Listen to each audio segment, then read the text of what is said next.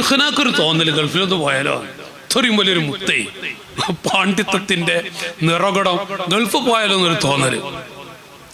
അങ്ങനെ എന്നാ ചൊന്ന് ചോദിച്ചു വെക്ക ഉപ്പാപ്പയോട്, എന്താ പറയണ വെക്ക. ചെന്ന ഉടനെ ഉപ്പാപ്പ പറഞ്ഞ് നന്നായി ദർസ് നടത്തിക്കൊള്ളിന്ന്, എവിടെയും പോകണ്ട, നന്നായി ദർസ് നടത്താം, ഇനി പോകാന്ന്.